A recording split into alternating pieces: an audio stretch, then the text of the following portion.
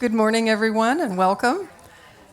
The name of this session is Finding Purpose in Your Golden Years. My name is Priscilla Brehm, and I am a founding partner and currently a wealth advisor at Morton Wealth. Next to me is Joe Seetoo. Morning. Who is a partner and a wealth advisor at Morton Wealth. And Liz Dietz is a very dear friend, longtime Morton client, and she has joined us today from San Miguel de Allende in Mexico. When you think about the golden years, you think, floating in a pool, having Mai Tais, having time to do whatever it is that you want to do. But sadly, so many retired adults suffer from depression. Just in a time when they're supposed to be enjoying life the most, depression hits. And part of the reason for that is they struggle to make that transition from working as a paid person to enjoying life as an unpaid person. And we have chosen the Japanese concept of Ikigai as the framework for our conversation. What is Ikigai? It's basically your reason to get up in the morning. And if you visualize 4 intersecting circles, in the first circle is, what are you good at? In the second circle, what do you love? What really gives you joy? In the third circle, what does the world need? And in traditional Japanese Ikigai, there's a 4th circle which says, what can you get paid for? You're in your golden years. We're going to completely ignore that circle. So right here, where all of these circles intersect, that's Ikigai. And that's the focus of our conversation this morning. So Liz, my question for you, my first question is, during your career, you built and sold successful software companies. And the last one that you participated in building, you finally said, okay, this is it, I'm going to retire. And now you're what I would regard as being one of the most successful retirees I've ever met. What would you say is the key to your success in retirement? Thank you. Well, I loved working. I was in the software business, publicly traded companies, and I loved it, loved it, loved it. I loved the people, I loved the money, I loved the customers, I loved the travel. But, my husband, the long-suffering spouse at home, and he loved that I loved it. But at some point, he's like, come on, how long are you going to keep working? And I'm like, well, okay, I'm going to start preparing. So at 65, I started thinking, okay, I'll get ready to retire, and I'll retire at 68. I thought, well, I'm going to work until I get the last penny out of my Medicare and my Social Security. I didn't need to do that, but it just was a thing. So at 68, I finally retired, and he got to fulfill his dream because we've had homes in San Miguel de Allende, which is like a giant retirement community, even in and of itself. All the expats paint, and they do so much. So he got to build the home he wanted to build, Spanish colonial architecture and all that. And it's a beautiful, beautiful home. I lost my point, but there I was not working. So I had to get busy. I really had to get busy, and start to do things. And I would say, before I get into what I did later, is that attitude is everything. I think Priscilla mentioned that. You've got to have a healthy attitude. You need to keep busy. It's a transition. And don't buy into that over-the-hill nonsense. You see those greeting cards, maybe people give them to you. Don't look at that. It is the best time of your life. It's the time when you can actually enjoy things. And I highly recommend, I brought a visual aid by a local psychologist, Dr. Alan Castell at UCLA, and he's very famous in gerontology and aging. And another partner that he works with is Daniel J. Levitin.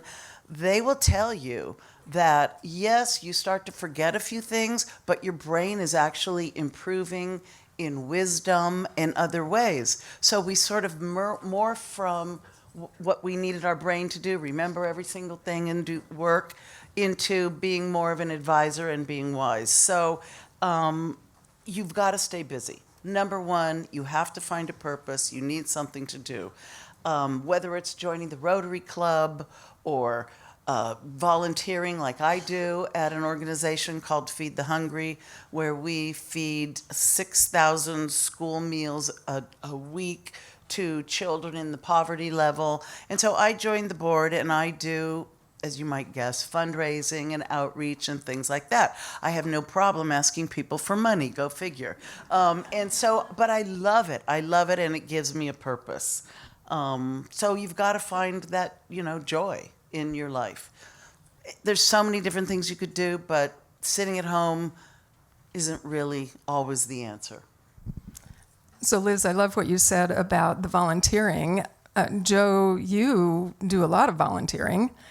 You and your wife were recently recognized by the Boys and Girls Club for some of your volunteer work.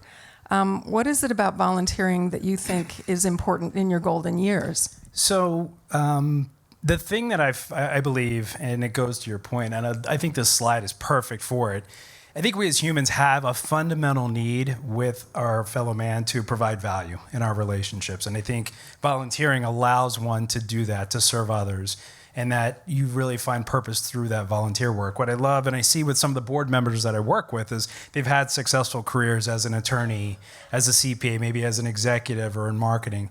They can take that skill set and transfer it now to an organization that now serves others beyond just for the paycheck.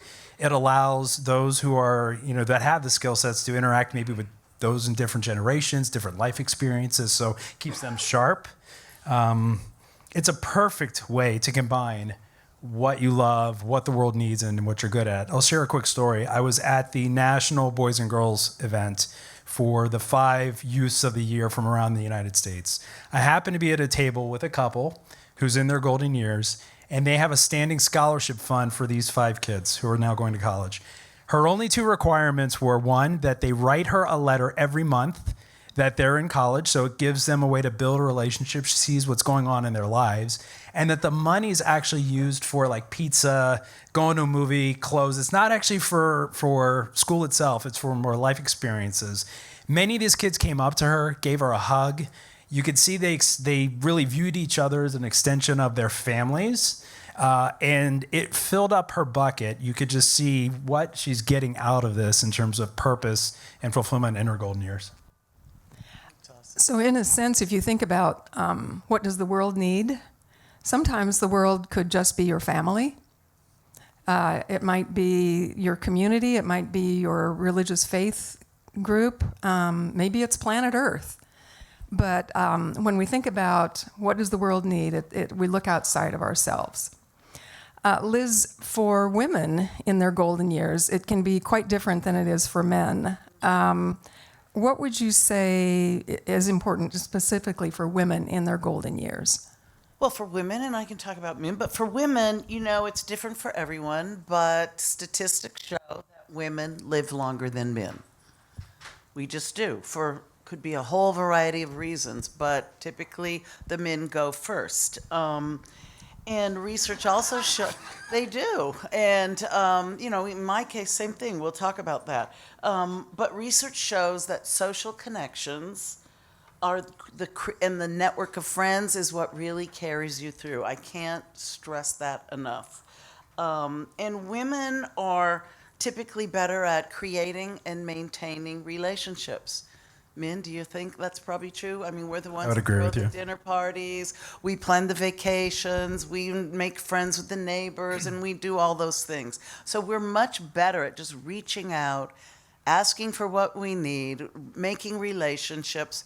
But for men, you can go out, go have lunch with your friends. It doesn't take anything fancy or special to create relationships and maintain them.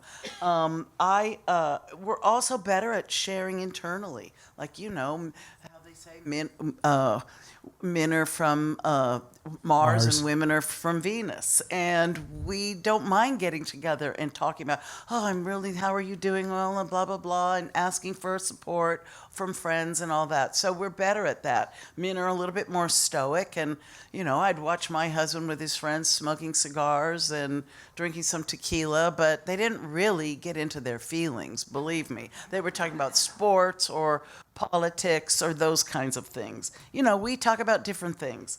But just get out there and find something to do. Just be busy, lunch, what have you. It's really important. So, Joe, why don't you address that question from the gentleman's viewpoint? So so I'm Gen X. I was actually on a recent retreat with a couple of my guy friends. I think it is changing a little bit with some of the younger generations, but the three of us were talking about our fathers and sort of lamenting about the fact that they were successful in their careers, but now largely in their 70s and 80s, they're stay at home. They don't really have a lot of hobbies. They don't really, do much. And it was almost like the three exact same stories. And the reality is, I think why is this? At a very basic level, and maybe I'm overgeneralizing, when we're working and, job promotion, financial security, climbing the corporate ladder, I believe it's a little bit of a modern form of hunting and gathering for men. It fills a little bit of a primitive need. It's easy to focus on that in terms of your identity because it's rewarded. And because there's the reality of taking care of those that are, under your care, your kids, your spouse, things of that nature. But the problem is when you get to a level of financial security and you're ready to retire, the hobbies have gone by the wayside. You haven't kept up with the friends. And when you're now ready to make a pivot and actually have to do these things, it's hard. And I agree, men are generally not as good at asking for help. Coupled with the fact, right, that loss of structure easily leads to isolation. We talked about depression a little bit early on. And now we live in a society where we have distraction all the time. YouTube, our phones, we can order food in and literally just sort of isolate. And it's I think, obviously a real problem.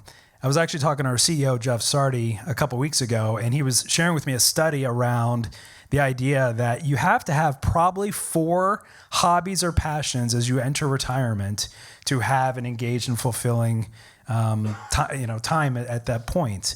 So I'm a real big fan of having what I call a moving towards mindset. Really so much so that whatever you're leaving behind, whether it's your career or what you were doing in the past, and you're transitioning to this time of your life, that you're so excited about what you're going to gain that you don't have regret and remorse on what you're leaving behind. So I do think fundamentally those are a few things that can address this issue. I love that. Thank you. When we think about golden years, we also think maybe my purpose is to stay healthy. And Liz, you have this amazing attitude towards health and a plan that has a lot of components. Can you talk about that? Yeah, well, don't be put off by my plan. This is just mine. But, when I was younger, in, high school, college, et cetera, I was a competitive swimmer. And, we'd run 10Ks every weekend and do all that. But then when I started working, I'm very binary, I'm either working or I'm not working. And if I'm not working, I'm doing all those things. But when you're working, I was all about work. It took a lot to be in the software business and do some of the things that I did. But then when I retired, I thought, okay, I don't want to be infirm. I want to be healthy. And so I took on this charge of really getting back in shape. And so I hired a personal trainer, someone that people I knew had used, and they called her I guess I could say the word hard ass, but she's very good. And so 3 days a week, I work out with her. I go at 8:30 in the morning, 6 days a week, 3 days a week. I do strength training. And it is, especially for women, but men too, strength training is everything. I mean, it's good for your brain. There's so much research. You can't even turn on a TV channel or open a magazine without reading about it. But strength training is king. And then the other 3 days a week, I do a group class which focuses on strength, mobility, and balance. You need to be able to get yourself off the floor. we don't want to think about that, but at some point we have to be realistic. And strength and balance to keep you from falling to begin with. So I'd go to these classes, but there's a social element to it because I'm out. I work out with at the same hour as 2 other women, and sometimes 3, and they're doing their workout while I'm working with my trainer. And then on the group classes, we work out together. And more often than not, at least once a week, we'll go around the corner to the coffee shop, have a coffee, socialize, talk about things, finish our, latte or cappuccino, and then we'll see you tomorrow. So that's really important. Then I also got very interested in the brain healthy, eating and diet. So I follow this brain healthy eating, and it's pretty popular right now. But essentially, you get rid of all the junk, the empty calories, the processed foods, and you focus on vegetables. And luckily, I love all those things. But I eat a really healthy diet. And that really supports everything I'm up to. And you could find out more about it from the Blue Zones or Dr. Mark Hyman, even Sanjay Gupta is talking about it. But it really does give me the energy to do what I do. And you limit your alcohol intake, unfortunately. I'd love to have a glass of wine every night, but that's not really good for you. But sometimes I do. I still drink, but kind of with moderation. But it really helps you as you age. It's just good for the brain. And I guess that's all I have to say about that. Thank you. I just want to chime in on one thing she mentioned. Yes. Peter Attia is another one Oh, I follow who him is like amazing. that. And one of the studies he cited is around grip strength and your leg conditioning, especially for those who are older, because falling down the steps or falling, he said the studies have shown your grip strength to be able to brace and your leg strength goes so far in terms of preventing those kind of accidents. Mm-hmm.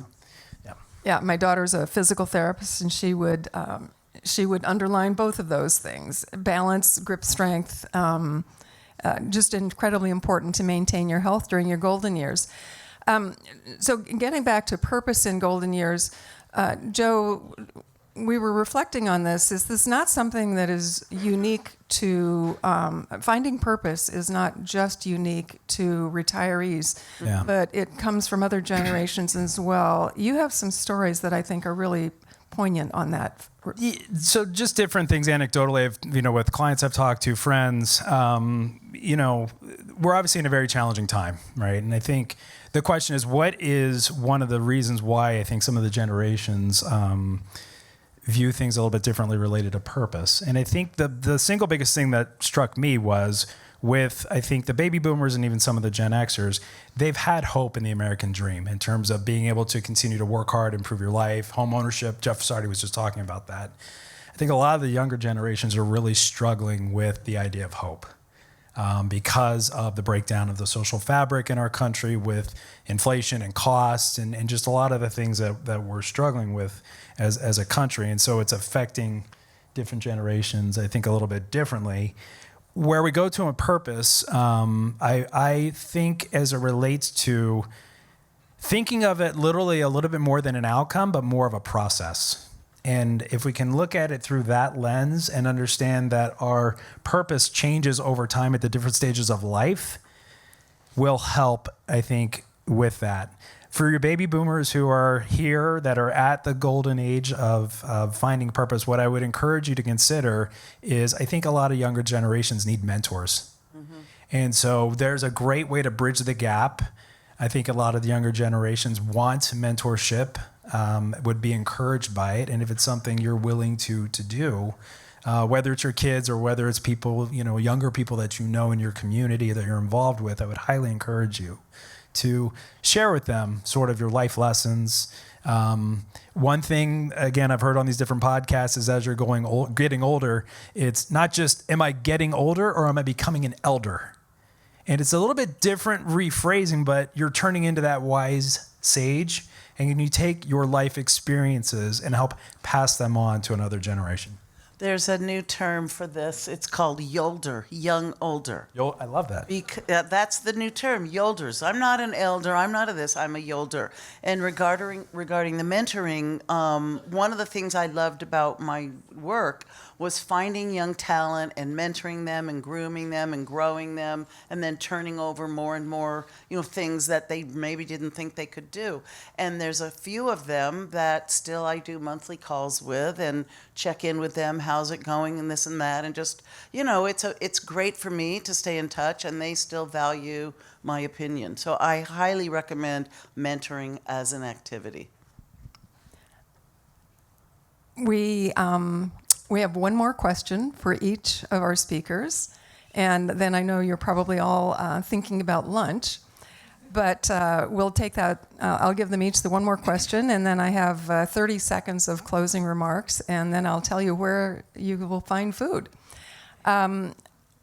Liz, sometimes purpose in golden years changes because of loss of loved ones. Mm-hmm. And you recently lost your husband, Ed. How has that changed your purpose, or how have you gotten through your grieving process? Yeah, well, it was, losing a spouse is significant, especially when it's unexpected, and hopefully I'll keep it together.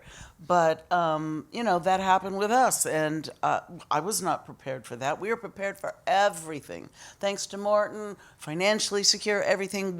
I was not prepared for that, but it was a sudden cancer that was related to his time, and it was very virulent, aggressive, and it was related to his time in Vietnam, where he was exposed to Agent Orange.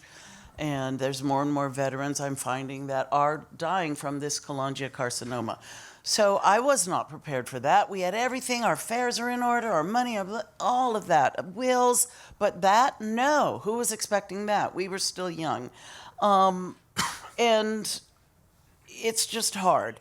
And all my problem-solving skills weren't worth anything, nothing.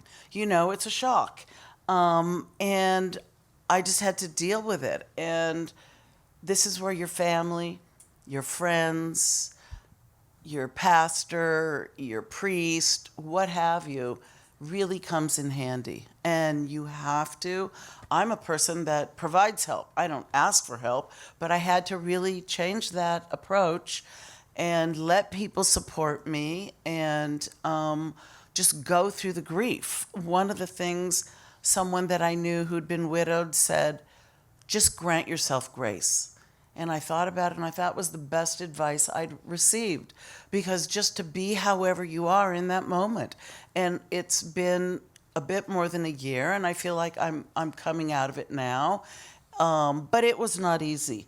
I found for me joining a grief group really helped, and talking to other people about what they could talk about what I was going through, and I understood it.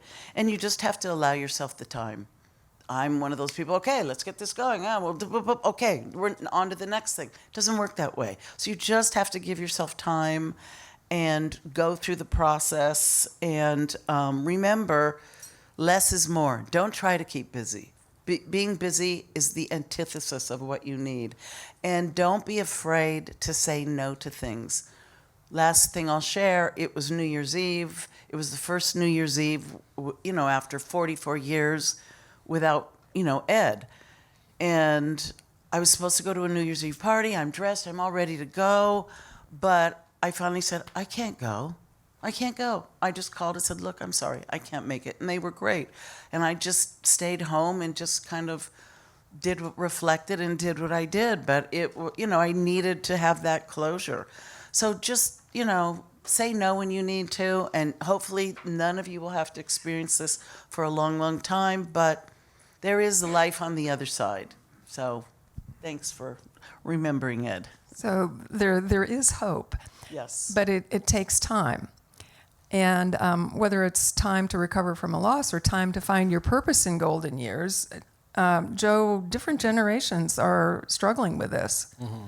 And you have some thoughts on how different generations, find purpose.